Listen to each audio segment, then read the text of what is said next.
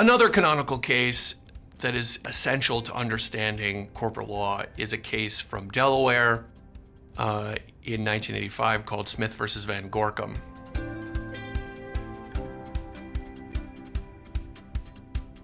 In this case, a company called TransUnion, you may know it now as the company that does a lot of the credit reporting services, but back then they were a kind of failing logistical railroad company. And TransUnion was the object of a potential takeover by a guy named J. Pritzker. This is the Pritzker family who now has as one of its representatives the governor of the state of Illinois.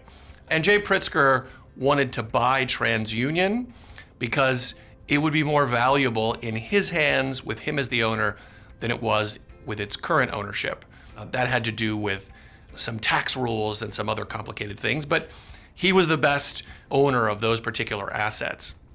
TransUnion was trading at about $35 a share, and J. Pritzker offered $55 per share. So shareholders were understandably very excited about this, and the CEO of TransUnion, a guy named Jerome Van Gorkom, he was very excited about this prospect too, not least of which because he was looking to retire, and this would be a big payday for him as a nice going-away present. Eventually, the deal is presented to the board of directors, who reviews it in a kind of perfunctory manner. They had a 20-minute oral presentation. This transaction requires approval of the shareholders. We don't just trust the board to make this kind of decision because, after all, the shareholders are going to be bought out. The shareholders overwhelmingly approve this transaction. One shareholder, a Mr. Smith, does not like this deal and sues, claiming that the board of directors didn't fulfill its obligations to look after the best interests of shareholders. This eventually works its way up to the Delaware Supreme Court.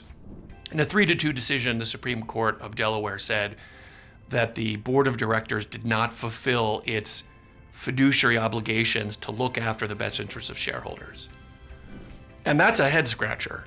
Well, the Delaware Supreme Court didn't like the fact that the board considered the transaction in such a loosey-goosey fashion. They didn't take it seriously enough. And the Delaware Supreme Court invoked a principle, a fiduciary duty principle known as the duty of care.